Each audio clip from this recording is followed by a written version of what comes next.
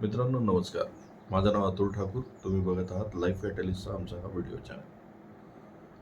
मित्रांनो, एका वर्कशॉपच्या दरम्यान एक पार्टिसिपंट माझ्याकडे चर्चा करत होता आणि तो मला म्हणाला की मला या काही लोकांचं कळत नाही की से फॉर एक्झाम्पल अनिल अंबानींचा बिझनेस एवढा प्रॉब्लेममध्ये आहे, पण त्यांचं वैयक्तिक आयुष्यात तसा काही बदल झालेला दिसत नाही. त्यांचं वैयक्तिक आयुष्य तर तसंच एन्जॉय करताना दिसतंय.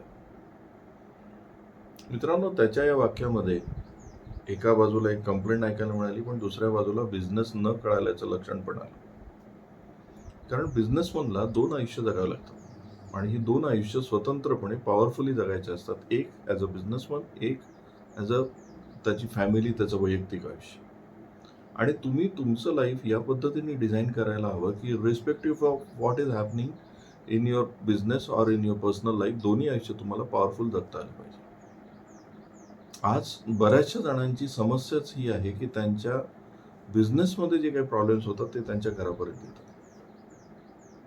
बिझनेसमधला फायनान्स खालीवर झाला की त्यांचा वैयक्तिक फायनान्सवर परिणाम व्हायला लागतो. बिझनेसमध्ये जे काही त्यांच्या डिप्रेशन वगैरे त्यांना यायला लागतं तिथल्या गोष्टीमुळे, त्यामुळे ते घरी पण डिप्रेस्ड व्हायला लागतात. म्हणजे if they are angry at in the बिझनेसमध्ये जर ते अपसेट अँग्री असतील, तो अपसेट आणि अँगर घरी घेऊन जातात. जर त्यांच्या बिझनेसमध्ये पैसा नसल्यामुळे चिडचिड होत असेल तर त्यांच्या घरातलाही पैसा आटत जायला लागतो, घरच्यांवरही सफरिंग व्हायला लागतं. आणि त्याचा परिणाम हा व्हायला लागतो की आज जर तुम्ही जे व्यावसायिक म्हणजे जे फर्स्ट जनरेशन व्यावसायिक आहेत, त्यांच्या फॅमिलीजला जर तुम्ही विचाराल तर ते त्यापैकी 80% to 90% सांगतील की यापेक्षा यांनी नोकरी केली असती तर बरं झालं असतं. आम्हाला थोडे पैसे कमी मिळाले तरी चालेल, पण यांचा रेग्युलर पैसा हवा आहे. यांचं ते टेन्शन, यांचा जो अपसेट असतो किंवा त्या प्रत्येक गोष्टी घरी येतात, त्या आम्हाला सहन होत नाही. कारण तुम्ही एक लक्षात घ्या, ज्यावेळेस तुम्ही एखादा छोटा बिझनेस सुरू करत असता, नव्याने सुरू केलेला असतो, त्यावेळेस तुमच्या बिझनेसमध्ये जे चाललंय ती प्रत्येक गोष्टीचा इम्पॅक्ट तुमच्या फॅमिलीवर होतो. भलेही तुम्ही तुमच्या फॅमिलीला तुम्हाला त्याच्याशी काही देणं घेणं नाही म्हणून बाजूला ठेवलेलं असेल, पण तरी सुद्धा त्यांच्यावर त्याचा परिणाम होतो. त्यामुळे तुम्ही जर व्यवसाय करत असाल, फर्स्ट जनरेशन उद्योजक असाल, तुम्ही जर तुमचा व्यवसाय स्वतः सुरू केलेला असेल, तर तुम्हाला पर्टिक्युलरली ही काळजी घ्यावी लागेल की घरामध्ये एक मिनिमम लेवल ऑफ, ज्याला म्हणूया एक do not live below means म्हणतात ना, ते मेंटेन केलं पाहिजे. एक स्टेटस घराचं मेंटेन झालंच पाहिजे.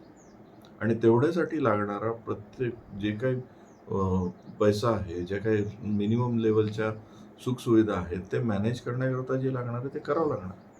आणि याचा सोर्स मी तुम्हाला सांगतो. आपला उद्योजक स्वतःला सॅलरी देत नाही, तो पाहिजे तसे पैसे काढतो. प्रत्येक उद्योजकांनी स्वतःची एक सॅलरी ठरवली पाहिजे आणि ती सॅलरी आपण जशी इतर एम्प्लॉईजला देतो तशी तुम्ही दर महिन्यात घ्यायला हवी आणि त्या सॅलरीमध्ये तुमचं घर मॅनेज व्हायला हवं. आज लघु आणि मध्यम उद्योजक किंवा व्यापारी जे आहेत त्यांचं बऱ्याचशा वेळा घरी प्रॉब्लेम्स का असतात, कारण ते काढले तर एकदम पैसे काढतात, दर महिन्यामध्ये फिक्स्ड अमाऊंट घेत नाहीत ॲज अ सॅलरी. त्यामुळे मित्रांनो, तुम्ही जर एक स्मॉल अँड मिडियम स्केलचा बिझनेस करत असाल, तुमचा व्यापार असेल, तर माझी तुम्हाला रिक्वेस्ट आहे की तुम्ही स्वतःसाठी एक सॅलरी अमाऊंट ठरवून घ्या आणि ती सॅलरी रेग्युलरली घ्यायला लागा. त्यामध्ये तुमचं सेव्हिंग पण करा, त्यामध्येच तुमच्या इन्व्हेस्टमेंट्स पण थोड्याफार करा. स्वतंत्रपणे पर्सनल फायनान्स त्यामध्ये मॅनेज करा. You will create magic in your life, in your business as well as in personal life. फॅमिलीसुद्धा तुमची एका स्वतंत्ररित्या हॅपी राहील, कारण त्यांना जसं सॅलरी किती असली तरी सॅलरीड घर त्याला ॲडजस्ट होतं, तसं तुमचं घर पण होईल. या पद्धतीचं मॅनेजमेंट करून बघा, तुम्हाला कदाचित एक ब्रेक थ्रू मिळेल. मित्रांनो, या व्हिडिओ इथेच थांबूया. याच्यामध्ये मी असंख्य व्हिडिओ करेल. हा व्हिडिओ तुम्हाला आवडला असेल तर याला लाईक करा, शेअर करा आणि सबस्क्राईब करायला विसरू नका. नमस्कार.